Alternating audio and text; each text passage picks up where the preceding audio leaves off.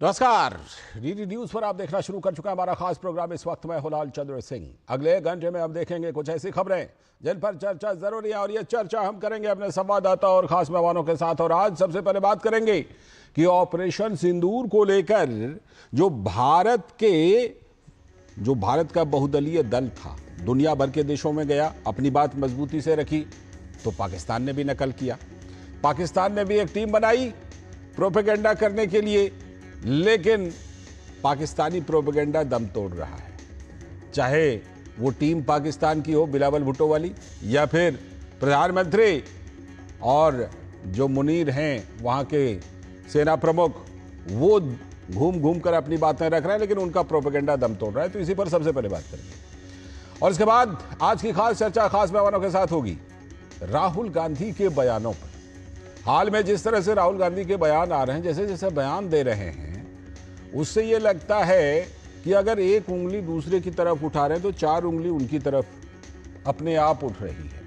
कांग्रेस में जो कुछ हो रहा है, कांग्रेस में जो कुछ चल रहा है, वैसे में भी राहुल गांधी जिस तरह के बयान दे रहे हैं, उनके बयानों पर कई सवाल है। बीजेपी तो हमला कर ही रही है, लेकिन उनके अपने बयानों पर कांग्रेस में क्या असर पड़ रहा है, इस पर खास चर्चा करेंगे खास मेहमानों के साथ। और इसके बाद एक खुशखबरी, और ये खुशखबरी ये है कि हम प्रायः ये कहते हैं कि कश्मीर से कन्याकुमारी तक हमारा भारत है, बिल्कुल है, लेकिन ये भी बात है कि रेल हमारी लाइफलाइन है। तो रेल वाली लाइफलाइन से पहली बार कन्याकुमारी से कश्मीर तक जुड़ने जा रहा है। 50 साल से भी ज्यादा का सपना था ये। तो इस पर करेंगे बात, होंगे तमाम सवाल जवाब, लेकिन सबसे पहले इस वक्त की हेडलाइंस। 21 जुलाई से चलेगा संसद का मॉनसून सत्र। नियमों के तहत सरकार महत्वपूर्ण विषयों पर चर्चा कराने के लिए तैयार। 12 अगस्त तक चलेगा इस बार का मॉनसून का सत्र। भारत ऑस्ट्रेलिया राजनयिक संबंधों की 85वीं वर्षगांठ पर नई दिल्ली में दोनों देशों के रक्षा मंत्रियों की अहम बैठक। आतंक के खिलाफ मिलकर काम करने की प्रतिबद्धता दोहराते हुए ऑस्ट्रेलिया के रक्षा मंत्री रिचर्ड मार्ल्स ने पहलगाम आतंकी हमले के मृतकों के प्रति जताई संवेदना। कहा, आतंकवाद के खिलाफ ऑस्ट्रेलिया भारत के साथ खड़ा।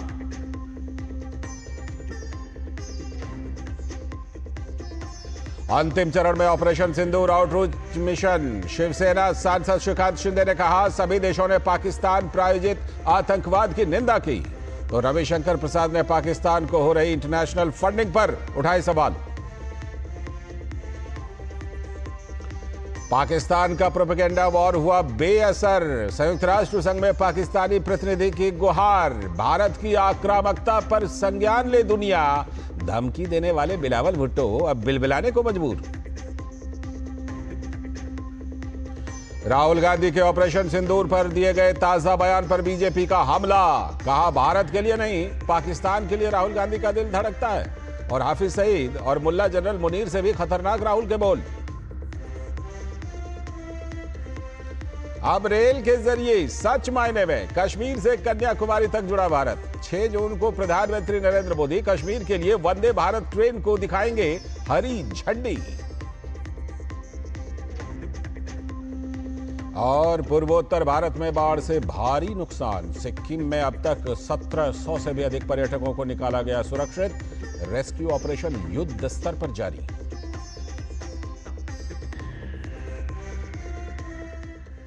ये थे इस वक्त की हेडलाइंस। अब देखते हैं खबरों को विस्तार से। और सबसे पहले बात करेंगे कि ऑपरेशन सिंदूर पर एक तरफ भारत तो मजबूती से बात रख रहा है, लेकिन पाकिस्तान की प्रोपेगेंडा की हवा निकल रही है। किस तरह से पाकिस्तान की जो प्रोपेगेंडा है वो दम तोड़ रहा है। ऑपरेशन सिंदूर के बाद भारत ने यह साफ कर दिया है कि यह ऑपरेशन अभी खत्म नहीं हुआ है। भारत कभी भी पाकिस्तान के आतंकी हमले की कोशिश का फिर से मुंह तोड़ जवाब देने के लिए तैयार है। तो जाहिर है कि भारत के रुख से पाकिस्तान इस बात को लेकर आश्वस्त है कि भारत की सैन्य कार्रवाई सिर्फ होल्ड पर है, रुका नहीं है अभी। जाहिर है पाकिस्तान दुनिया से भारत के साथ बातचीत के लिए मिन्नतें कर रहा है, गिड़गिड़ा रहा है। फील्ड में फेल्ड जनरल को फील्ड मार्शल बनाकर पाकिस्तानी हुकूमत आवाम के सामने जीत का झूठा जश्न मना रही थी। लेकिन अब दुनिया के सामने नए डोजियर पेश कर रहा है और पाकिस्तान कह रहा है कि मारा ज्यादा है, बताया कम है भारत ने। पाकिस्तान का दावा है कि महज 8 घंटे की कार्रवाई में भारत ने पाकिस्तान के 28 जगहों पर मिसाइल हमले किए थे, जिससे पाकिस्तान को भारी नुकसान का सामना करना पड़ा है। कई नागरिकों की जानें गई हैं। यह प्रोपेगेंडा किया पाकिस्तान ने। पाकिस्तान अपने आतंकी संगठनों के मरकज और ट्रेनिंग कैंप की बात को छुपा रहा है, लेकिन पाकिस्तान यह कबूल रहा है कि उन्होंने दुनिया के सामने जंग रोकने के लिए गुहार तो लगाई थी, अब बातचीत के लिए गुहार लगा रहे हैं। ग्लोबल आउटरीच मिशन पर निकले भारतीय प्रतिनिधियों ने पाकिस्तान के आतंकी चेहरे को दुनिया के सामने बेनकाब कर दिया है। भारत का यह सबसे बड़ा डिप्लोमेटिक प्रहार माना जा रहा है और यह भी एक संयोग ही है कि जिस समय शशि थरूर के नेतृत्व वाली भारतीय टीम अमेरिका पहुंची है, ठीक उसी वक्त पाकिस्तान ने भी बिलावल भुट्टो की सरबराही में एक प्रतिनिधिमंडल को वहां भेजा है। तो सांसद शशि थरूर ने राष्ट्रपति डोनाल्ड ट्रंप के प्रोपेगेंडा का भी जवाब दिया। उन्होंने कहा, भारत को समझाने की जरूरत नहीं है, हमने तो युद्ध पहले ही रोक दिया था क्योंकि हम युद्ध नहीं चाहते। समझाने की जरूरत तो पाकिस्तान को थी। भारत का टारगेट सिर्फ आतंकवाद है। एक रिपोर्ट के मुताबिक पाकिस्तान के नए डोजियर में जितना भारत ने दावा किया था, उससे कहीं ज्यादा नुकसान का चिट्ठा पाकिस्तान ने दुनिया के सामने रखा है। पाकिस्तान अब तक उसके दर्जनों एयरबेस पर हुए भारतीय हवाई हमले को छुपाता रहा था, लेकिन सैटेलाइट की तस्वीर आने के बाद पाकिस्तान अब कबूल रहा है कि भारत ने काफी अंदर जाकर उसके 28 ठिकानों को तबाह कर दिया है। भारत ने जवाबी कार्रवाई में पाकिस्तान के कई मिलिट्री ठिकानों को तबाह किया था, जिसमें नूर खान, रफीकी, मुरीदकी, सुकरूर, सियालकोट, पसरूर, चिनिया और सरगोधा के एयरबेस मुख्य थे। पाकिस्तान इसे सिविलियन ठिकाने बताकर दुनिया से हमदर्दी लेना चाहता है। पाकिस्तान के कई एयरबेस इन हमलों के बाद बंद पड़े हुए हैं। पहलगाम हमले के बाद भारत ने ऑपरेशन सिंदूर चलाकर लश्कर और जैश के आतंकी मरकज सहित 9 आतंकी ट्रेनिंग कैंप पर जबरदस्त प्रहार किया था। भारत के सीडीएस ने कहा, 5 मिनट की इस कार्रवाई को हमने पाकिस्तान को बता दिया था। सीडीएस अनिल चौहान ने कहा कि ऑपरेशन सिंदूर के जवाब में पाकिस्तान ने 48 घंटे जंग लड़ने का प्लान तो बनाया था, लेकिन 8 घंटे में ही उसने सरेंडर कर दिया। फिर उन्होंने फोन उठाया और कहा बातचीत को तैयार हैं। तो भारत तो अपना मिशन तब तक पूरा कर चुका था। पीएम मोदी ने भी साफ कर दिया है कि ऑपरेशन सिंदूर अभी खत्म नहीं हुआ है। अब जो भी आतंकियों की मदद करेगा उसे इसकी भारी कीमत चुकानी पड़ेगी। आज का भारत कह रहा है, अगर तुम गोली चलाओगे तो जवाब गोले से दिया जाएगा। यही डर पाकिस्तान को सता रहा है, लेकिन यह डर अच्छा है।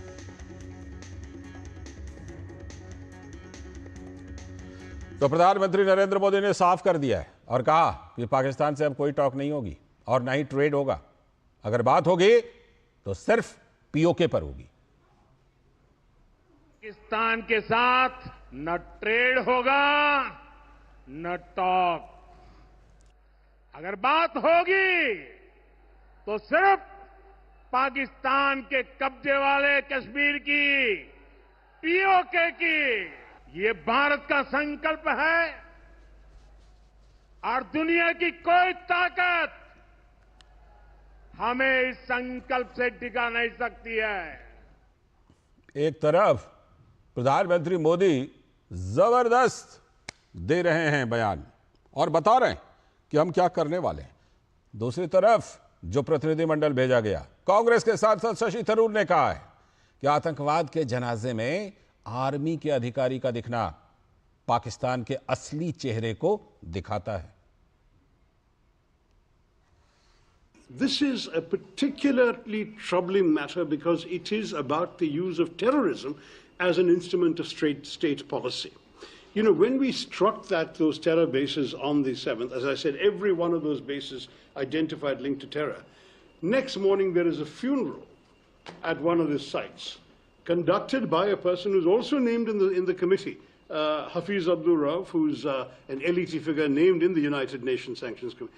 He is conducting the funeral, and look who's attending. Uniformed officers of the police and military of Pakistan. These are all military officers and there are a couple of police people, senior officials. This is what is going on in Pakistan. देख रहे हैं ना किस तरह तस्वीरों के जरिए शशि थरूर और बाकी लोग पाकिस्तान का नकाब खींच रहे हैं तो बिलावल बिलबिला रहे हैं। पाकिस्तान के पूर्व विदेश मंत्री बिलावल भुट्टो जरदारी ने कहा कि शांति सिर्फ डिप्लोमेसी और डायलॉग से ही संभव है। Recently, India launched an unprovoked, aggressive strike in Pakistan that killed innocent civilians. They targeted civilian infrastructure, including dams and worship places, resulting in the loss of innocent lives and the start of a war between two nuclear powers that was concluded through a ceasefire. But we believe that perpetual peace is only possible through dialogue and diplomacy. Dialogue और diplomacy, सबसे पहले यही बिलावल थे जो बयानवीर बने हुए थे, कह रहे थे खून और पानी एक साथ नहीं बह सकते, हम खून बहा देंगे अगर पानी रोकेंगे आप तो। और अब कह रहे हैं डायलॉग होनी चाहिए। अच्छी बात है, लेकिन ये काम में भी दिखना चाहिए पाकिस्तान के, जो नहीं दिख रहा है। इसीलिए लगातार भारत अपनी बात मजबूती से रख रहा है। इसी पर बात करने के लिए हमारे साथ लेफ्टिनेंट जनरल राजीव चोपड़ा जी हमारे साथ जुड़ चुके हैं, रक्षा विशेषज्ञ। बहुत बहुत स्वागत सर डीडी न्यूज पर आपका। और हमारे जी जय हिंद, हमारे सलाहकार संपादक विनोद मिश्र जी भी हमारे साथ स्टूडियो से जुड़े हुए हैं। मैं पहले लेफ्टिनेंट जनरल राजीव चोपड़ा जी के पास चलता हूं। राजीव चोपड़ा सर, जिस तरह से कि अब पाकिस्तान, जिसे कहते हैं ना कि पहले तो बड़ा डिनाइल मोड में रहा, फील्ड में फेल्ड मुनीर को फील्ड मार्शल बना दिया है, और उसके बाद अब कह रहा है कि नहीं भारत ने बताया कम, मारा ज्यादा है, हमें दिखा रहा है जाकर के डोजियर कि देखिए ज्यादा मारा है, भारत कम बता रहा है। तो अब पाकिस्तान की हकीकत जो है वो दुनिया के सामने, और ऑपरेशन सिंदूर में हुआ क्या था उस समय, उसकी परतें अब और ज्यादा खुल रही हैं सर। ये जैसे आप देख रहे हैं, ये सारे जो लक्षण हैं एक हारे हुए राष्ट्र के हैं जी, हारे हुए देश के हैं। पाकिस्तान जो भी कर रहा है, कौन ऐसा देश होगा जो मार खाने के बाद पहले कह रहा है हमने मार नहीं खाई, अब कह रहा है हमने ज्यादा मार खाई है।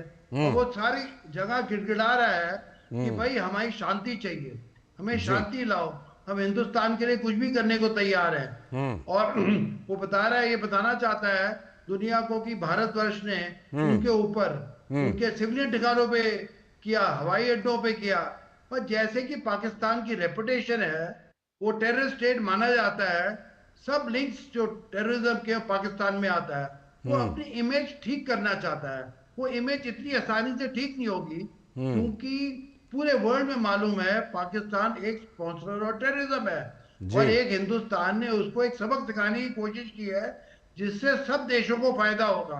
और जब हमने एक बारी मारा था, जैसे आपने बताया 9 टेरर बेसिस पे, उसके बाद 11 एयरफील्ड पे, अब ये कह रहे हैं हमें और भी ज्यादा मार पड़ी।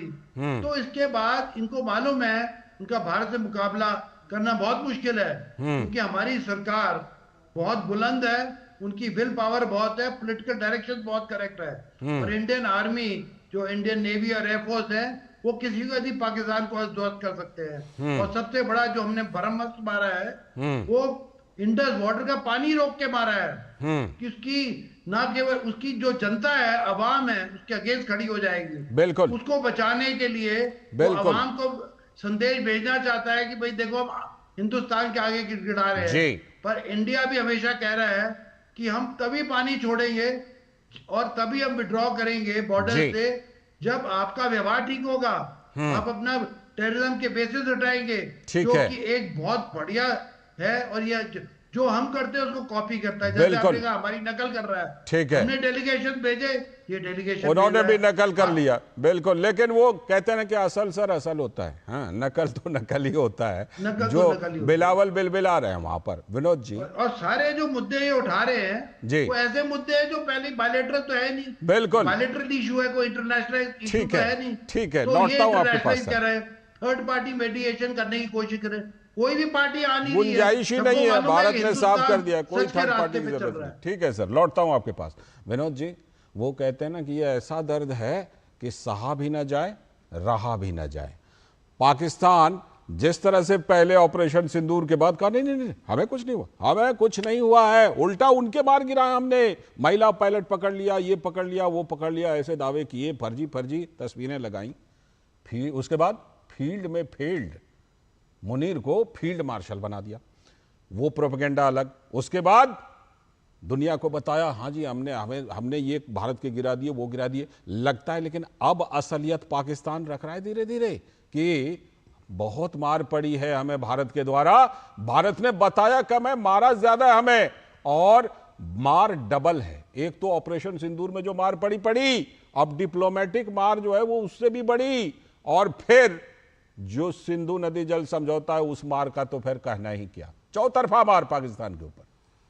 लाल जी, अभी जनरल साहब जो बता रहे थे, मैं उन्हीं की बात को आगे बढ़ाता हूं कि जब वो कह रहे थे कि जो नेतृत्व का जो विल पावर है जी, ये विल पावर जब नेतृत्व का है तब किसी देश को लगता है कि ये एक ऑर्डिनरी तरीके से आप इसको डील नहीं कर सकते हैं। तो प्राइम मिनिस्टर मोदी का जो विल पावर है, जो आपने अभी एक साउंड बाइट सुनाया, जो प्राइम मिनिस्टर मोदी कहते हैं कि ये ऑपरेशन सिंदूर अभी खत्म नहीं हुआ है, ये दुनिया के लिए मैसेज है। बिल्कुल। जब प्राइम मिनिस्टर मोदी कहते हैं कि पाकिस्तान से कोई बातचीत नहीं होगी, अगर बातचीत होगी तो सिर्फ पीओके होगी, ये जब प्राइम मिनिस्टर कहते हैं कि ये भारत का संकल्प है, दुनिया की कोई ताकत आज की तारीख में भारत को डिगा नहीं सकता, ये नेतृत्व का विल पावर होता है। इस नेतृत्व के विल पावर से जब प्राइम मिनिस्टर मोदी कहते हैं कि आज का भारत गोली का जवाब गोले से देता है, तो ये पाकिस्तान ने देखा है, ये कोई प्राइम मिनिस्टर के डायलॉग नहीं है, इसको जमीन पे देखा है पाकिस्तान ने कि पहलगाम में आपने निहत्थे बेकसूर लोगों को, टूरिस्ट को आपने धर्म पूछ के मारा, गोली मारा, तो भारत ने सिर्फ 5 मिनट की कार्रवाई में आपके 21 ठिकाने के 9 ठिकाने के उस दिन बड़े जो टेरर सेंटर थे उसको तबाह कर दिया। कितने मरे, कितने वहां गायब हुए, कितने घायल हुए, ये पाकिस्तान जवाब दे इसका। बिल्कुल। आज जब पाकिस्तान इस बात को, जो डिप्लोमेटिक आउटरीच में पाकिस्तान भी कॉपी करते हुए गया है, ये आउटरीच जो पाकिस्तान का है, वो पाकिस्तान अपने देश को और अपने लोगों को ही एक्सपोज कर रहा है। जब बिलावल भुट्टो इस बात को कह रहा है आज अमेरिका के सामने यूनाइटेड नेशन सिक्योरिटी काउंसिल में कि भारत ने उसके एग्जिस्टेंस पे सवाल उठा दिया है, आज पाकिस्तान का एग्जिस्टेंस के लिए रोना रो रहा है अगर पाकिस्तान के नेता, पाकिस्तान के डेलीगेट्स, तो आप कह सकते हैं कि ये ऑपरेशन सिंदूर की मार पाकिस्तान को कितने वर्षों तक याद रहने वाली है। इसलिए मैं कह रहा हूं कि ये डर अच्छा है, ये डर अच्छा है, और तस्वीरों में हम इस डर को और बढ़िया से दिखा भी रहे हैं विनोद जी। गोले गिर रहे हैं, धुआं उठ रहा है, शोले गिर रहे हैं, पाकिस्तान की तबाही हो रही है, आतंक के मरकज ढह रहे हैं, टूट रहे हैं। ये तस्वीरें जो है ना, एक तस्वीर 1000 शब्द कहती है। लेफ्टिनेंट जनरल राजीव चोपड़ा जी, जिस तरह से कि ऑपरेशन सिंदूर में ये मार पड़ी, और जो विनोद जी अभी कह रहे थे कि भारत और प्रधानमंत्री नरेंद्र मोदी बार बार दोहराए, देखना, ये याद रखना। अच्छा, कितनी बार दोहरा देते हैं, खत्म नहीं हुआ अभी। इससे जो है वो अंदर में दहशत, वो चाहे मुनीर हो या फिर शहबाज शरीफ हो या फिर पूरा पाकिस्तान हो, अंदर में वो दहशत जो है ना, वो रह रह करके उमड़ती होगी बिल्कुल प्रधानमंत्री के इस बयान से और भारत के इस कड़े स्टैंड से।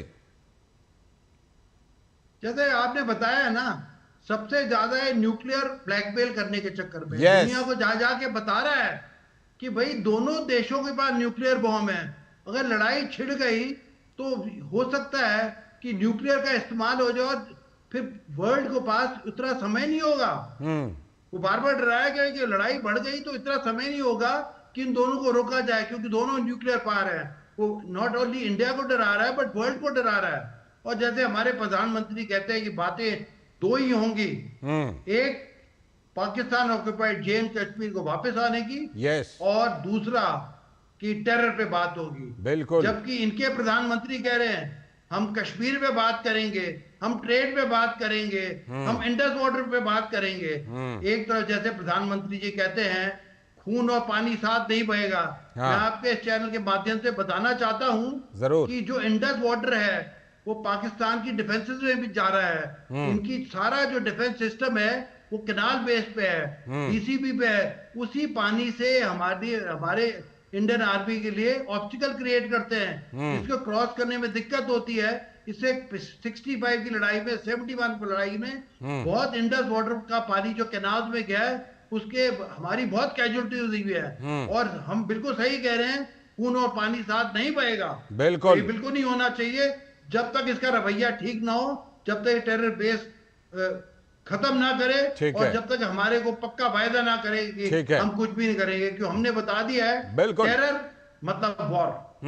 बिल्कुल। और जो कार्ड पाकिस्तान खेल रहा है ना, इस कार्ड को प्रधानमंत्री ने सबसे पहले पहचान लिया था। विनोद जी एक मिनट, जो न्यूक्लियर ब्लैकमेल की बात है उसको प्रधानमंत्री ने पाकिस्तान के कार्ड खेलने से पहले अपनी डॉक्ट्रिन में शामिल कर लिया था कि ये आतंकवाद को न्यूक्लियर कवर अब नहीं चलने वाला। जी विनोद जी बताइए। लाल जी बहुत शानदार बात अभी जनरल साहब ने कही है कि टेरर मीन्स अब वार है का जवाब। अभी सीडीएस का जो इंटरव्यू आया था, अभी सीडीएस ने बताया कि आज का जो भारत है वो किसी न्यूक्लियर ब्लैकमेल से डरने वाला नहीं है।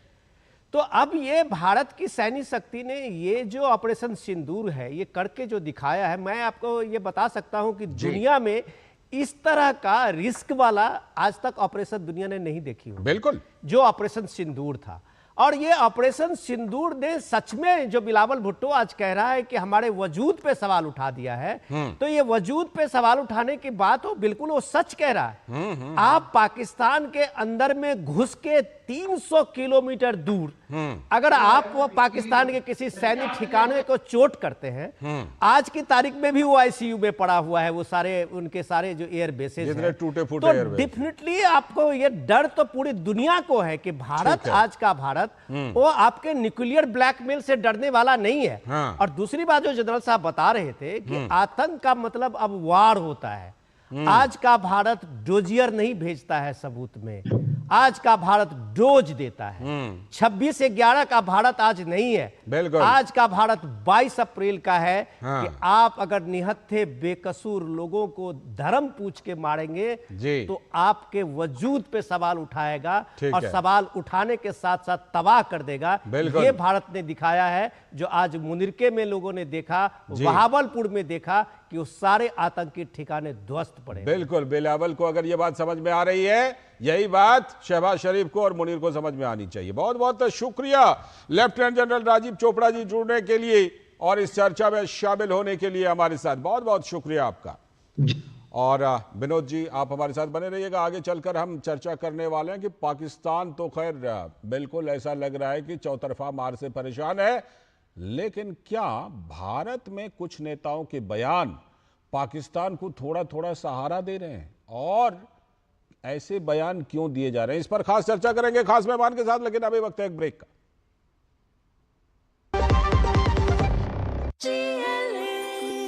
जो लक्ष्य चुना था समझ आने लगा है। जीएलए यूनिवर्सिटी, उच्च लक्ष्य की निश्चित प्राप्ति। मेरी पसंद, मेरी पसंद, मेरी पसंद, मेरी पसंद, हमारी पसंद, हम सबकी पसंद। मजबूत देश का मजबूत सरिया हो गया स्टील। टाइम पे खा लेना, और प्लीज बाइक धीरे चलाना जी। और ये तुम्हारी सेफ्टी के लिए। अरे एक बात तो रह गई। LIC, ये हमारी सेफ्टी के लिए। दिल की सुनो, LIC चुनो। LIC हर पल आपके साथ।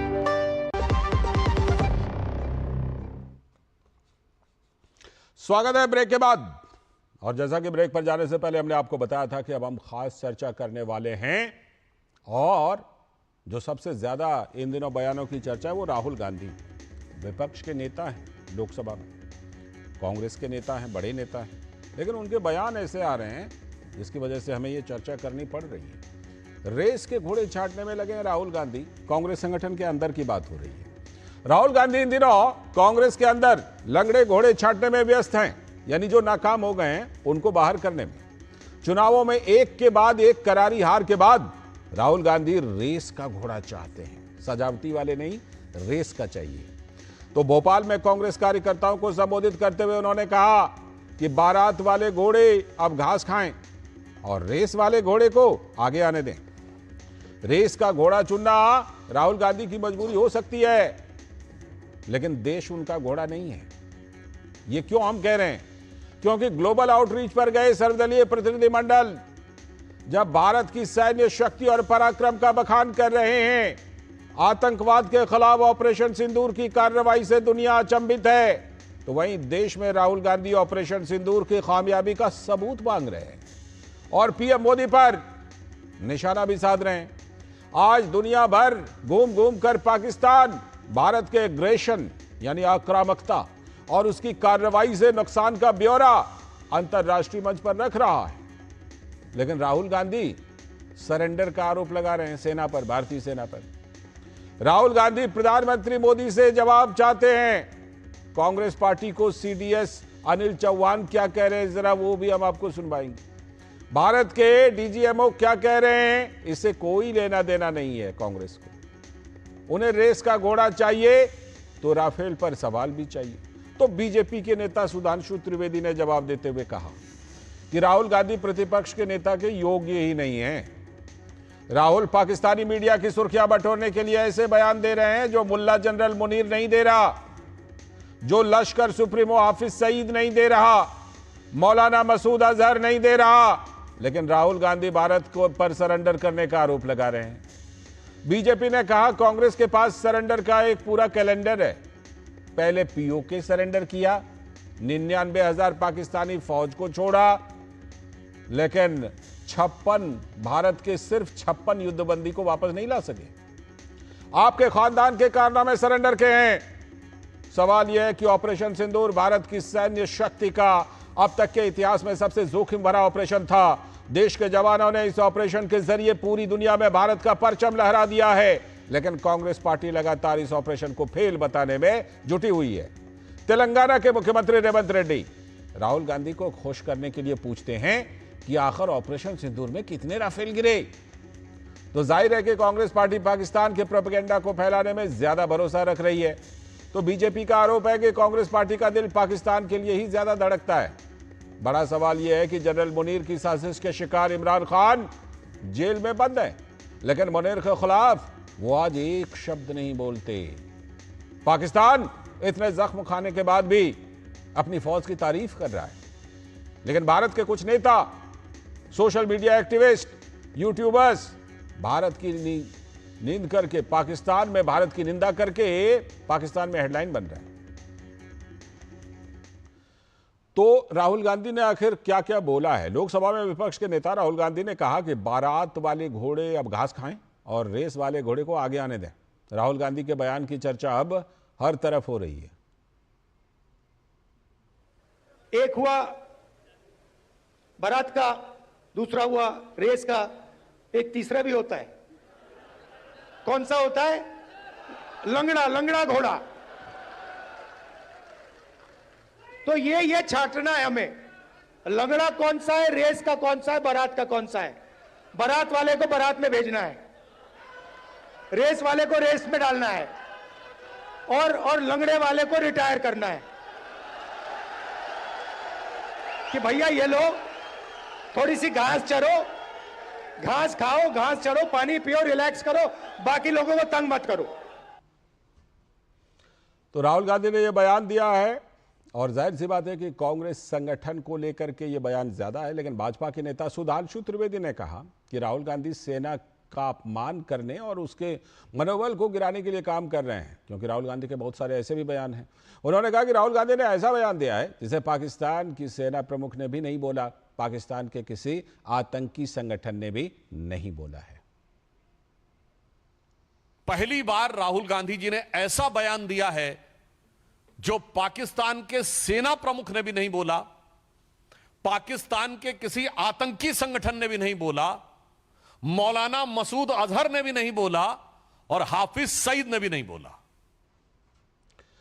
तो कांग्रेस के नेता सलमान खुर्शीद जो प्रतिनिधिमंडल के हिस्सा हैं, उन्होंने कहा हम सिर्फ वन नेशन के बारे में बताने के लिए आए हुए हैं। People are saying, he's supporting so-and-so, he's not supporting so-and-so, they are supporting the government, etc. I have come here to speak for India, whoever speaks for India.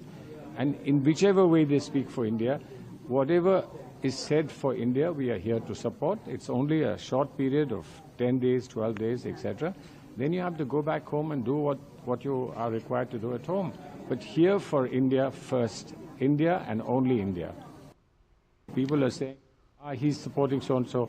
He's not supporting. तो राहुल गांधी को जवाब बाहर से भी मिल रहा है और अंदर से भी, क्योंकि सलमान खुर्शीद तो कांग्रेस के ही नेता हैं, अंदर से भी जवाब मिल रहा है राहुल गांधी के। लेकिन बयान ऐसे आ रहे हैं जिस पर सवाल उठ रहे हैं और राहुल गांधी मौका दे रहे हैं बीजेपी को भी। इसी पर बात करने के लिए, चर्चा करने के लिए हमारे साथ धनंजय गिरी जी, भारतीय जनता पार्टी के प्रवक्ता, बहुत बहुत स्वागत है धनंजय जी। साथ में हमारे साथ संदीप त्रिपाठी जी, कांग्रेस के नेता, बहुत बहुत स्वागत संदीप जी।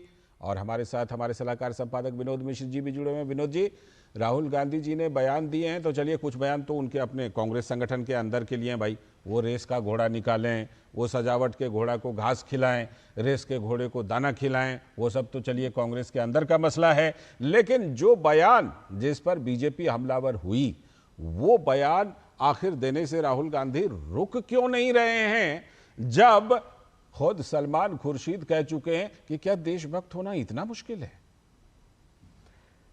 लाल जी, अभी संजय निरुपम का मैं देख रहा था, कांग्रेस के पूर्व सांसद हैं, तो वो एक सवाल कर रहे थे कि क्या कांग्रेस के कार्यकर्ता एक घोड़ा कब से हो गया? जी। तो मैं त्रिपाठी जी आपकी तरफ इशारा नहीं कर रहा हूँ। नहीं संदीप जी, तो नहीं, बिल्कुल नहीं कर रहा हूँ, आपको मैं ये बात नहीं कर रहा हूँ। ये संजय निरुपम की थी अपनी पीड़ा, कि वो बता रहे हैं कि कांग्रेस के कार्यकर्ता ये घोड़ा कब से हो गया। तो बता, राहुल गांधी अपने कार्यकर्ता को जो कहे, वो अपना एक परिवार है जी, लेकिन जब परिवार राष्ट्र से बड़ा होने की कोशिश करता है तो राहुल गांधी होते हैं। आज राहुल गांधी जो लगातार पाकिस्तान के हेडलाइन बन रहे हैं, पाकिस्तान के टीवी में, पाकिस्तान के डोजियर में सबसे ज्यादा राहुल गांधी की चर्चा है, तो राहुल गांधी मान रहे हैं कि गांधी परिवार इस राष्ट्र से, इस देश से अपने को बड़ा मानता है। वो कुछ भी बोल सकता है, वो प्राइम मिनिस्टर को सरेंडर कह सकता है, नरेंद्र सरेंडर कह सकता है, उनको बोलने का कुछ नहीं, कोई जमा खर्चा नहीं है, उनको देना नहीं है, कहीं हिसाब नहीं देना है। उनके मुख्यमंत्री उनको खुश करने के लिए बोल सकते हैं कि पहले ये बताओ, और सीधे पीएम से पूछ रहे हैं कि कितने राफेल गिरा।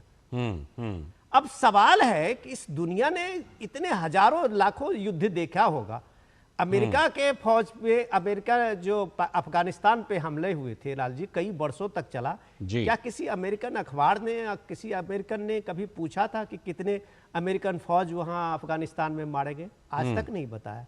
कितने उसके एयर जो बेस थे पाकिस्तान ने बना, अफगानिस्तान में बना था, उसको अब तालिबान ने तबाह किया जी। कितने राफेल वहां गिराए गए, कभी अमेरिका में आपने सुना? बिल्कुल नहीं। लेकिन ये सवाल कांग्रेस के पार्टी इस जंग के बीच में लगातार पूछ रहे हैं।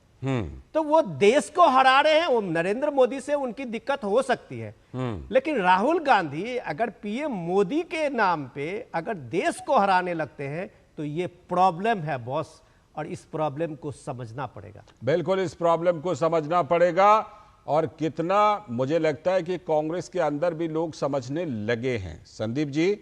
कांग्रेस के अंदर भी इस तरह से, जिस तरह शशि थरूर जी ने बात की, जिस तरह से सलमान खुर्शीद जी ने बात की, जिस तरह से और भी कई नेता बात कर रहे हैं, कांग्रेस के अंदर भी लोग इस बात को समझ रहे हैं कि ज्यादा जिम्मेदारी की जरूरत है, वैसी जिम्मेदारी जो कई आपसे यानी कांग्रेस से छोटे विपक्षी दलों ने भी बड़ी जिम्मेदारी दिखाई है, वही जिम्मेदारी कांग्रेस को भी दिखाने की जरूरत है।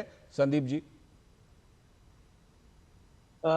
लालचंद जी, विनोद जी से पहली बात तो आग्रह है कि अगर और कुछ कहना है तो कह लें, लेकिन बीच में इंटरप्ट नहीं करना। नहीं टोकेंगे, नहीं टोकेंगे। बोल रहे नहीं टोकेंगे, आप बोलिए एकदम आराम से।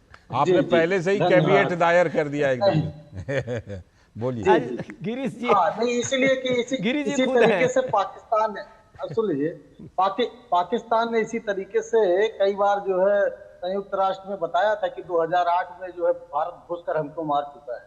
अब आप नहीं मानते हो, पाकिस्तान ने वहां शिकायत की थी, जैसे अभी हमने की ना सर, वैसे 2011 में की थी, वैसे 2013 में की थी, लेकिन आप लोग मानवे नहीं करते।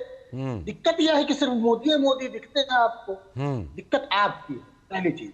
अब गधे और घोड़ों की बात हो रही थी। अब भाई हमारे देश का प्रधानमंत्री गधे से प्रेरणा लेता है, अब ये उसकी मानसिकता हो सकती है। अब ये कौन सा गधा है जिससे प्रेरणा लेते हैं, उसको तो महिमा मंडित करना चाहिए भैया, उसका स्वागत सत्कार होना चाहिए और देश के लोगों को पता चलना चाहिए कि ये वाला गधा है भैया जिससे प्रेरणा लेते हैं। अब आते हैं तीसरे पॉइंट। अभी आपने कहा कि जो है राहुल जी, और घोड़ों की बात फिर मैं बता दूं, जो लंगड़ा घोड़ा कहा था, मोदी जी को कतई नहीं कहा था। जो ट्रंप के बाद नरेंद्र सरेंडर हो गया, उसको तो कतई नहीं कहते। उनको भी नहीं कहते जो पाकिस्तान बिरयानी खाने गए, उनको भी नहीं कहते। ना वो गलतफहमी में नहीं रही है, वो घोड़ा आपको कहा था। मैं टोक रहा हूँ, आप जब पीएम पे आएंगे तो मैं टोकूंगा। वो घोड़ा सिर्फ आपको कहा था, कांग्रेस के कार्यकर्ताओं को कहा था, वो कमलनाथ को कहा था। सुनिए, आप वो दिग्विजय सिंह को कहा था। आप पहले अपने में तय कर लीजिए कि राहुल गांधी किसको घोड़ा मानते हैं। विचारधारा के लोगों को चुप रहने नहीं दे सकता, उनको ये बात नहीं क्षमता को मैं खींच लेता हूँ। ये मेरी ताकत है, आपको जवाब देंगे। ये मेरी ताकत है, ये मेरी वैचार की जीत है। जानता चलेगा। अच्छा ठीक है, आज संदीप जी ने पहले ही कह दिया था कि भाई नहीं बोलना है। बोलिए संदीप जी बोलिए। लालचंद जी, अभी मैं धनंजय जी आपके पास आऊं, संदीप जी को पहले पूरा करवा लेता हूं। हाँ संदीप जी, देखिए मुद्दा ये है कि अगर आप ये सवाल करते हैं, अभी हम विनोद जी ने कहा कि अमेरिका ने सवाल पूछा, क्या अमेरिका के बिल्कुल वहां पर ये कहा गया कि अफगानिस्तान का युद्ध थोप दिया गया था देश पर, इससे इतना नुकसान हुआ, कितने हजारों आर्टिकल छपे, कितने पत्रकारों ने सवाल पूछा, तो युद्ध अमेरिका पर जबरदस्ती थोपा गया, ये चीजें हुई। लेकिन बात यह है कि हम आपसे ये नहीं पूछ रहे हैं कि क्या है, हम इसलिए पूछ रहे हैं कि जब हमारा विदेश मंत्री ये कहता है कि हम ऑपरेशन शुरू होने के पहले बता दिए, उससे क्या नुकसान हुआ, हम ये पूछते हैं। ये नहीं पूछ रहे हैं कि आपने कितना विमान गिर गया, इससे क्या नुकसान। आपके उस जासूसी से, आपके उस देशद्रोह से देश को क्या नुकसान हुआ, हम ये जानना चाहते हैं। कहां से नुकसान होगा जब यहां से मिसाइल फेंक के मार रहे थे? सुन लीजिए, जब बिना बॉर्डर को पार किए यहीं से मिसाइल फेंक के मार रहे हैं तो नुकसान कहां से होगा? अच्छा ये बताइए, सिरसा में जो मिसाइल इंटरप्ट की गई 250 किलोमीटर दूर है दिल्ली से, कैसे आ गई मिसाइल? अगर ये मैं सवाल पूछूं तो उसका जवाब जो है, उसका जवाब खाली उसका जवाब विदेश मंत्री के बयान से लेकर के डीजीएमओ तक के प्रेस कॉन्फ्रेंस में मिला है। डीजीएमओ का बयान है, संदीप त्रिपाठी नहीं कह रहे। डीजीएमओ का बयान है कि पाकिस्तान ने हमारे 15 शहरों पर हमला किया, तो हमला तो किया ना, तो आप ये कैसे कह सकते हैं कि अंदर नहीं घुसा? अंदर घुसा, वो भी सफल हुआ, बात अलग है। मुद्दा ये है कि पहलगाम हुआ आप क्यों? ये चाहते हैं कि 48 घंटे का प्लान बनाने वाला पाकिस्तान 8 घंटे भी नहीं करता हमला। वो आतंकी गए कहां? नहीं, पहले ये मुद्दा ये है, वो आतंकी कहां गए, वो हमला कैसे हुआ? आज वो जो पैरामिलिट्री के अब मुझे धनंजय जी को लाने दीजिए। अपनी जिम्मेदारी क्यों नहीं लेते? ठीक है, सवाल ये है। ठीक है, सवाल आपने उठा दिए, धनंजय जी जवाब देने के लिए तैयार भी हैं। धनंजय जी बताइए। लालचंद जी मेरा भी कैवियट है, जैसे मैं उनके बीच में नहीं बोला, दे दीजिए, थोड़ा धैर्य से सुन लेंगे। ठीक है, सुनेंगे। मोतीलाल नेहरू ने लिखा है कि one who can not control the horse, how he can control the nation. ये उन्होंने कहा था। उसके बाद आप देखिए, गधे घोड़े की पूरी श्रृंखला इनके यहाँ है, इसीलिए आप देखिए रेस कोर्स रखा गया था। सियासत की रेस से बाहर हो चुकी कांग्रेस, और इनके यहाँ लंगड़ा घोड़ा कौन है, कौन कैसा घोड़ा है, कौन बारात का है, ये बारात ही नहीं जा पा रहे हैं, आज तक बारात गई ही नहीं उनकी, और उनकी इस घोड़ों की तलाश में पड़े हुए हैं। और रेवंत रेड्डी जैसे लोग देखिए जो कि उनकी 5 पीढ़ियों का सत्यानाश कर रहे हैं, जो कह रहे हैं कि राहुल गांधी ही बनेंगे तो करेंगे, यानी इनके पिताजी किसी काम के नहीं थे, इनकी दादी नकारा थी, और इनके नाना तो सबसे बड़े जिन्होंने पीओके दे दिया, 80% पानी दे दिया। यानी कि रेवंत रेड्डी ये मानते हैं कि गांधी परिवार में सारे लोग नकारे हुए हैं। ये रेवंत रेड्डी का मानना है, मेरा नहीं मानना है, मैं इस तरह सवाल नहीं उठा रहा। उनका कहना है कि जब राहुल गांधी बनेंगे तब ये होगा। यानी कि कांग्रेस में जितने लोग अभी तक बने हैं सबको वो नकारा एक सुर में साबित कर रहे हैं। दूसरी बात तो हो रही, जो ऑपरेशन सिंदूर की सफलता की अनुगूंज जो पूरे संसार में गुंजायमान है, और पाकिस्तान परस्तों को और परिवार परस्तों को पता नहीं कांग्रेस को क्या दर्द हो रहा है।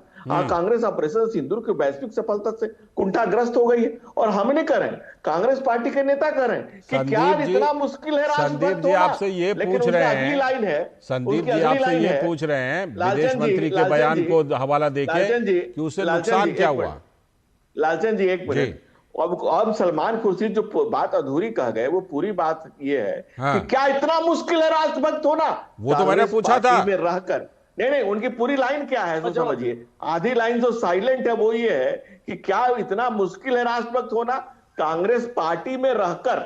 ये सवाल जो आधा नहीं पूछे हैं वो मैं पूछ दे रहा हूं। तो ये सवाल आपने पूछा है, तो आप संदीप जी का जवाब लीजिए। संदीप जी जवाब दीजिए। पूरी बात नहीं, दूसरी बात आप देख लीजिए कि जब दुनिया जवाब दे रहा, अब सुनिए, देखिए इन्होंने कहा कि राष्ट्रभक्त होना इतना कठिन है। देखिए आज मैंने नहीं कहा, सलमान खुर्शीद ने कहा। अरे सुन, मैंने नहीं कहा भैया साहब, सुनिएगा ना। बोला तो सलमान खुर्शीद नहीं है, ये बात सही है। सलमान खुर्शीद ने कहा, मैंने नहीं कहा। सवाल तो सही से ठीक है, उसमें आपने जो अधूरी लाइन जोड़ने का प्रयास किया, मैं उसकी बात पूरा कर दिया। शांति से सुनिए, मैं भी इतना समझदार हूँ। हाँ सुनिए, मैं सिर्फ इतना कह रहा हूँ कि आप कौन वाले घोड़ा, लंगड़ा की बारात वाला कि कौन सा घोड़ा है आप? नहीं, मोदी जी, राहुल गांधी मोदी जी लंगड़े वाला। आप कौन वाला घोड़ा? नहीं, ये रेस वाले हैं सर, रेस वाले हैं। संदीप जी तो रेस वाले, ढोल भी बजा, सिंदूर भी भरा। राहुल गांधी यही सब चक्कर में बारात नहीं ले जा पा रहे हैं कि कौन सा घोड़ा को ले चलूं अपनी बारात में। बेचारे बारात नहीं ले जा पा रहे हैं, घोड़ों की तलाश में परेशान है। हम लोगों ने रेस को उसके नाम में बदल दिया है। अब रेस को उस नाम ही खत्म कर दिया। अब वो लोक कल्याण मार्ग है। अब राहुल गांधी घोड़े खोज रहे हैं, अब घोड़े उनको मिल नहीं रहे हैं। ठीक है, घोड़ा ठीक है, मुझे विनोद जी को लाने दीजिए। आप दोनों थोड़ा सा शांत रहिए, थोड़ा शांत रहिए, थोड़ा सा शांत हो जाइए, थोड़ा सा शांत हो जाइए। विनोद जी की एक टिप्पणी ले दी। विनोद जी, लालचंद जी नहीं, वो इंटरप्ट कर रहा है। मैं आपके पास आता हूं। अब विनोद जी, संदीप जी, आपके पास एक सवाल लेके आ रहे हैं। त्रिपाठी जी, हम आपके पास आ रहे हैं। आप लोग घोड़ा छाटने में लग गए थे, मैं इसलिए विनोद जी का एक सवाल हम नहीं करते। नहीं, धनंजय जी बहुत शानदार बोल रहे हैं, आप भी बहुत शानदार अपना जवाब रख रहे हैं, मैं इसमें नहीं पढ़ता। लेकिन अब जब घोड़े का आप लोगों ने ये शुरू किया था, तो मैं इसलिए बीच में आ रहा हूं, हमारा डिस्कशन भटक रहा है जी। सवाल इंपॉर्टेंट ये है कि क्या इस देश के जो सीडीएस है अनिल चौहान, क्या वो बीजेपी के हैं? ये देश के जो डीजीएमओ का जब प्रेस कॉन्फ्रेंस होता है, तो क्या वो बीजेपी की होती है? भारत का। आप भारत का है। आज हमारे सीडीएस पूरे देश के गौरव है। और जब सीडीएस इस बात को कल भी कहा है, सीडीएस ने कहा था, हमने मार के बताया था। सीडीएस ने कहा था कि हमने 5 मिनट के ऑपरेशन में पाकिस्तान के सारे आतंकी जो मरकज थे उसको हमने तबाह किया और इसके बाद पाकिस्तान को बताया। क्या ये सीडीएस झूठ बोल रहे थे? राहुल गांधी सच बोल रहे हैं, आप सच बोल रहे हैं। यही बात जब डीजीएमओ ने कहा था, जो प्रेस कॉन्फ्रेंस किया था, अगर आपको याद हो कि प्रेस कॉन्फ्रेंस ऑपरेशन सिंदूर के बाद जो हुआ था, उस ऑपरेशन में भी यही बताया गया जी कि हमने ये कार्रवाई करके पाकिस्तान को बता दिया है। इसके बाद पाकिस्तान जवाबी कार्रवाई शुरू करता है। आप लोग वो नहीं सुनते हैं। आप डीजीएमओ को नहीं सुनेंगे, आप सीडीएस की नहीं सुनेंगे, आप सिर्फ पाकिस्तान की सुनेंगे। आप पाकिस्तान ने क्लेम किया कि हमने 6 राफेल को यहाँ पे नीचे गिरा दिया है, तो आपने 6 राफेल का ले लिया सवाल। लेकिन जब वही डीजीएमओ बताया था, वहां भारतीय जनरल जो थे उन्होंने बताया प्रेस कॉन्फ्रेंस में कि हमारे सारे जो पायलट थे वो सुरक्षित है। ठीक है, आपने उस पर विश्वास करना नहीं सीखा। ठीक है, ये प्रॉब्लम है बॉस। आपको यही बताना है कि राहुल गांधी जो सरेंडर कर रहे हैं, तो उनको बीजेपी ने सही याद दिलाया है कि आपकी पार्टी, आपकी सरकारें ने कितनी बार सरेंडर की है। सरेंडर ये का बात पूरा भी आपको इतिहास सुनना चाहिए। ठीक है, मैं त्रिपाठी जी, संदीप जी, जिस तरह से कि मान लीजिए हमारी भारतीय सेना जो कुछ भी दावा कर रही है, उसके समर्थन में देखिए आप तमाम दृश्य हैं, वीडियो है, फोटो है, सब कुछ है। पाकिस्तान ने खोखला दावा किया तो हम उस पर क्यों यकीन करें, बताइए। मैं जवाब दे रहा हूँ। पहली बात तो पाकिस्तान पर हमें यकीन ही नहीं है, हमको सिर्फ सेना ने जो कहा है उस पर यकीन है। ठीक। और बात अभी विनोद जी ने कहा कि आप सुनते नहीं है, मैं आपको बता दे रहा हूँ, आप नहीं सुनते। आप बताए कि जो है राहुल गांधी वहां सुर्खियां बटोर रहे हैं, पाकिस्तान छाए हुए। आप पाकिस्तान मीडिया देखते हैं, हम तो देखते भी नहीं। वो हेडलाइन तो बना था, हेडलाइन बनाया तो था वहां की टीवी। हेडलाइन आप देखते होंगे, हमें नहीं पता है। लेकिन हम तो देखते हैं, वो प्रोपेगेंडा करेगा तो वो प्रोपेगेंडा का जवाब देने के लिए हमको देखना पड़ता है ना। हाँ बोलिए, लाल जी बोलिए। बहुत महत्वपूर्ण बात यह है कि अगर विनोद जी ने अच्छे से सुना होता तो सीडीएस जी ने 8 मिनट कहा था, 5 मिनट नहीं कहा था, 8 मिनट में कहा था पहले। चलिए 8 मिनट। अच्छा ठीक है, आप ही की बात मान लेते हैं। 8 मिनट, 8 मिनट, ठीक है, ठीक है, 8 मिनट मान लेते हैं हम लोग। हाँ सुन लीजिए, आगे आते हैं। सीडीएस ने यह भी कहा कि हाँ युद्ध में नुकसान होता है, जबकि कोई युद्ध हुआ नहीं है। यहाँ तो बिना युद्ध के नुकसान हो गया है। तीसरी चीज बड़ी महत्वपूर्ण ये है कि जैसे मैंने बताया, डीजीएमओ का ही बयान था कि हमारे 15 शहरों पर हमला हुआ। ये संदीप त्रिपाठी का कहना नहीं है, उनका ही कहना था कि 5 हमारे एयरबेस पे नुकसान हुआ है। ये उन्होंने ही कहा, संदीप त्रिपाठी नहीं कह रहे हैं कि हमारे 5 एयरबेसों पर हमला हुआ। बात यह है, फिर मैं ये कह रहा हूँ, इन सारी कवायदों से पहले पहलगाम क्यों हुआ, इसका जवाब कौन देगा? ये घटना की शुरुआत फिर आप फेक न्यूज कर रहे हैं। कब डीजीएमओ का प्रेस कॉन्फ्रेंस हुआ कि 5 एयरबेस पे हमारा नुकसान हुआ? प्राइम मिनिस्टर मोदी ने एयरबेस पे उतर के दिखाया। उस दिन कोशिश की थी पाकिस्तान ने किसी एयरबेस से ज्यादा नाकाम कर दिया गया, टारगेट बनाया। आप उल्टा बात कर रहे हैं। पाकिस्तान किसी मिलिट्री बेस पे कभी हमला नहीं कर पाया। वो सारे अटैक उसके सिविलियंस पे थे। उसने गुरुद्वारा पे अटैक किया, उसका टारगेट अमृतसर का गोल्डन टेम्पल था। अब क्या बचकानी बात कर रहे हैं विनोद जी? नहीं सर, आपसे ये उम्मीद नहीं। आपने आधा लाइन छोड़ दिया संदीप जी, आपने आधा लाइन छोड़ दिया। उन्होंने कहा था कि पाकिस्तान ने कोशिश की और हमारे एयर डिफेंस सिस्टम ने उसको नाकाम कर दिया। जी जवाब देंगे। खराब हो रहा है। हाँ, मैं ये कह रहा हूँ, धनंजय जवाब पहली बड़ी बात है। संदीप जी की बात आ जाने दीजिए, उसके बाद संदीप जी की बात पूरी हो जाए। मैं आ रहा हूँ धनंजय जी आ रहा हूँ, जरा संदीप जी की बात पूरी करवा के। हाँ बोलिए। सुन लीजिए भैया, उसमें से आदम पूरा नहीं था, पहली चीज।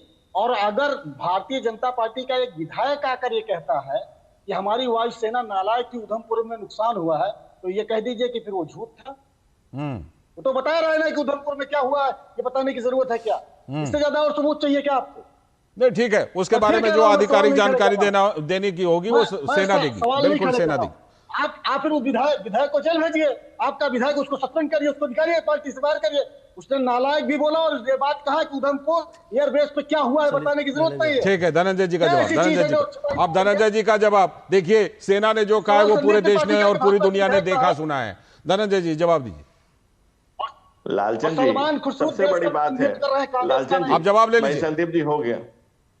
लालचंद जी सबसे बड़ी बात यह है कि कह रहे भाई साहब कोई युद्ध हुआ ही नहीं। सेना ने, सरकार ने और सबने ये कहा कि हमारा युद्ध आतंकवाद के विरुद्ध था, आतंकी ठिकानों के विरुद्ध था। किसी देश के आम शहरी के खिलाफ।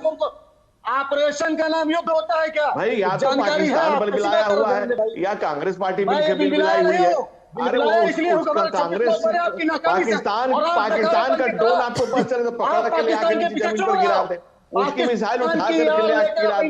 भाई आप क्या क्या इतना मुश्किल है? सलमान खुर्शीद के सवाल का खुद ही जवाब है संदीप दीक्षित अपने आप में जवाब है सलमान खुर्शीद के सवाल का कि हाँ बहुत मुश्किल है कांग्रेस पार्टी में रहकर राष्ट्रभक्त होना।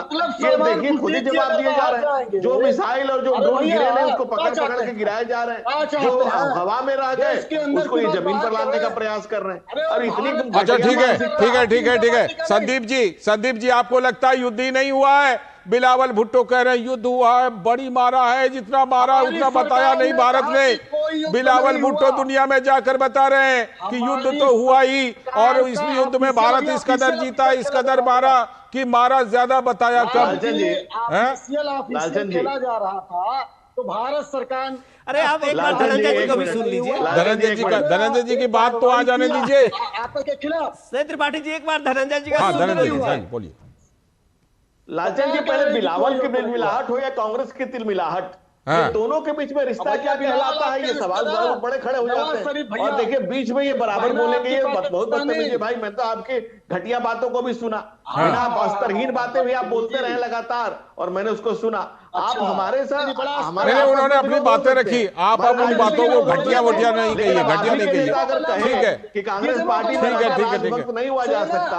अब मुझे लगता है समय की कमी है, इसलिए सवाल तो पूरी पार्टी पे खड़े होंगे। इस चर्चा को रोकना पड़ेगा, इस चर्चा को रोकना पड़ेगा। और क्या हुआ है वो हमारी सेना तो बता ही रही है, अब पाकिस्तान दुनिया भर में घूम घूम के बता रहा है। जरा उस पर नजर रखिएगा सब लोग। बहुत बहुत शुक्रिया संदीप जी जुड़ने के लिए, साथ में धनंजय जी आपका भी बहुत बहुत शुक्रिया जुड़ने के लिए, और विनोद जी आपका भी इस चर्चा में जुड़ने के लिए बहुत बहुत शुक्रिया। अभी वक्त है एक ब्रेक का।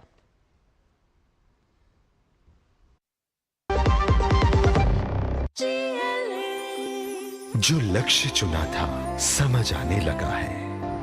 जीएलए यूनिवर्सिटी, उच्च लक्ष्यों की निश्चित प्राप्ति।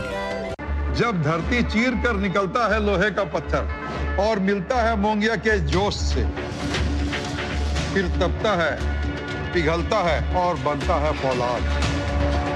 अब होता है सरिया सारी खूबियों के साथ। मोंगिया स्टील, मजबूत देश का मजबूत सरिया। कम ब्याज पे लोन चाहिए, वो भी ऐप से। वाह, अनजान ऐप से बचें। आरबीआई कहता है जानकार बनिए, सतर्क रहिए। स्वागत है ब्रेक के बाद। इस वक्त में अब आपको एक ऐसी खबर हम दिखाने जा रहे हैं जिससे आपका दिल बिल्कुल खुश हो जाएगा। 50 साल का सपना पूरा हुआ है। कश्मीर तक रेल की लाइफलाइन पहुंच रही है, ट्रेन टू कश्मीर। अब रेल के जरिए सच मायने में कश्मीर से कन्याकुमारी तक जुड़ रहा है भारत। एक भारत श्रेष्ठ भारत की संकल्पना हुई रेल की लाइफलाइन से साकार। पहली बार कन्याकुमारी से कश्मीर तक रेल नेटवर्क का जुड़ाव हो रहा है। करीब 50 वर्षों का यह सपना मोदी सरकार के दौरान साकार हो रहा है। 6 जून को प्रधानमंत्री नरेंद्र मोदी कश्मीर के लिए वंदे भारत ट्रेन को हरी झंडी दिखाने वाले हैं। PM Modi Katra Sangaldan rail section का उद्घाटन करने वाले हैं। जम्मू कश्मीर को रेल मार्ग से जोड़ने वाली उधमपुर श्रीनगर बारामूला रेल लिंक परियोजना का यह हिस्सा है। यह पूर्व प्रधानमंत्री अटल बिहारी वाजपेयी के कार्यकाल में शुरू हुई थी यह परियोजना। इस परियोजना में चिनाब नदी पर बना दुनिया का सबसे ऊंचा रेलवे पुल भी शामिल है। आर्च पुल है, ये देखिए जो तस्वीर देख रहे हैं आप। और देश के पहले केबल आधारित रेलवे ब्रिज वाली यह परियोजना है। 36 सुरंग हैं, 943 पुल हैं और देश की सबसे लंबी 12.77 करीब 13 ही मान लीजिए किलोमीटर रेलवे सुरंग। पूरी परियोजना में भारत की जो इंजीनियरिंग और प्रौद्योगिकी है उसकी मजबूती की झलक साफ तौर पर दिखाई पड़ रही है। राजेश राज हमारे संवाददाता इस परियोजना के बारे में जानकारी देने के लिए हमारे साथ जुड़ चुके हैं। राजेश, जिस तरह से करीब करीब मान लीजिए 50 साल का ये सपना पूरा होने जा रहा है। अटल बिहारी वाजपेयी सरकार के समय परियोजना की शुरुआत हुई थी और अब आखिरकार 6 जून को प्रधानमंत्री मोदी ये सौगात देने वाले हैं। तो सच मायने में जो भारत की लाइफलाइन है रेलवे, वो लाइफलाइन अब कन्याकुमारी से कश्मीर तक जुड़ रही है। बिल्कुल लालचंद, आपने सही कहा कि कश्मीर से कन्याकुमारी तक रेल का जो सफ़र था वो अब पूरा होने वाला है। और यह सपना देश के पूर्व प्रधानमंत्री अटल बिहारी वाजपेयी ने देखी थी, जो प्रधानमंत्री नरेंद्र मोदी के जो उनके तीसरे कार्यकाल हैं उसमें पूरे हो रहे हैं। और निश्चित तौर पर अंजी ब्रिज और चिनाब ब्रिज का आपने जिक्र किया है, जो दुनिया का बेहद ही खूबसूरत जो है वो ब्रिज होगा। और श्रीनगर तक जो रेल से जाने वाले जो पर्यटक थे वो वर्षों से आस लगाए बैठे थे कि कब उनकी इच्छा ये पूरी होगी। अब उनकी ये इच्छा पूरी होने वाली है और श्रीनगर रेल नेटवर्क से जुड़ जाएगा। वंदे भारत ट्रेन से लोग आराम से सफ़र कर सकेंगे और माता वैष्णो तक की यात्रा करने वाले जो लोग थे वो कटरा तक वंदे भारत से सफ़र कर रहे थे, जम्मू तक की यात्रा कर रहे थे, लेकिन अब कटरा से श्रीनगर तक सीधी यात्रा जो है वो वंदे भारत ट्रेन के जरिए लोग कर सकेंगे। और पर्यटन में रुचि रखने वाले जो लोग कश्मीर को बहुत करीब से देखने की हसरत लेकर पहुंचते हैं जन्नत को देखने के लिए, वो रेल के सुहाने सफर का ही सिर्फ आनंद नहीं लेंगे लालचंद्र, बल्कि दोनों तरफ रेल की जो खिड़कियां हैं उन खिड़कियों से प्रकृति की का आनंद भी उठा सकेंगे। प्रकृति से गुफ्तगू का मौका जो है उन्हें मिलेगा और वो रेल उन्हें मुफ्त में मुहैया कराएगा। राजेश, अभी जो हम तस्वीरें दिखा रहे हैं अपने टेलीविजन स्क्रीन पर, कुतुब मीनार की ऊंचाई 72 मीटर और इस पुल की ऊंचाई 324 मीटर। भारत जो आज का भारत है, जो आज का हाईटेक भारत है, उसकी इंजीनियरिंग, उसके टेक्नोलॉजी की पूरी हाईटेक झलक इस पूरे रेल मार्ग पर दिखाई पड़ रही है। जो पहले कभी इस तरह का ब्रिज वगैरह ना देखते थे तो हम लोग सोचते थे चलो ये कहीं दुनिया के किसी और देश का है, चीन का है, लेकिन ये अब भारत में दिखाई दे रहा है। तो ये भारत की मजबूती की भी इसमें बिल्कुल झलक साफ तौर पर। बिल्कुल 1315 मीटर ये लंबा आर्च ब्रिज है जो स्टील से निर्मित है और इस ब्रिज को भूकंप और हवा की स्थिति से सामना करने की दृष्टिकोण से बनाया गया है। यानी जब तेज हवा के जो झोंके जब चलेंगे तब भी यह ब्रिज जो है उसमें अब लचीला रुख अपनाते हुए अपने हिसाब से आकार लेता रहेगा और जिसकी वजह से किसी भी तरह की अनहोनी की जो घटना है उसकी संभावना बिल्कुल दिखाई नहीं पड़ेगी। और भूकंप रोधी भी है और निश्चित तौर पर स्टील से इस चिनाब ब्रिज का निर्माण किया गया है। नीचे नदी और ऊपर स्टील का यह ब्रिज निश्चित तौर पर पर्यटकों के लिए, मुसाफिरों के लिए एक आनंद का अनुभव भी कराएगा और जम्मू और श्रीनगर के बीच जो संपर्क स्थापित नहीं हो पाया था वह संपर्क भी इसी के साथ शुरू हो जाएगा। तो निश्चित तौर से वंदे भारत ट्रेन सिर्फ 3 घंटे में, 2 से 3 घंटे की कमी आएगी नॉर्मल ट्रेनों में। 3 घंटे में वंदे भारत ट्रेन जो है कटरा और श्रीनगर के बीच यात्रा कर सकेंगे। दृश्य देखने के बाद तो यही लगता है कि जल्दी ही प्लान बनाना चाहिए उधर जाने का और मुझे लगता है कि सभी लोग जरूर उधर जाने का प्लान बनाएंगे। बहुत बहुत शुक्रिया राजेश राज आपका जुड़ने के लिए इस खबर पर। तो हमारे संवाददाता राजेश राज जुड़े थे और इसी के साथ आज के इस वक्त में इतना ही। पूरी टीम को दीजिए अनुमति। नमस्कार।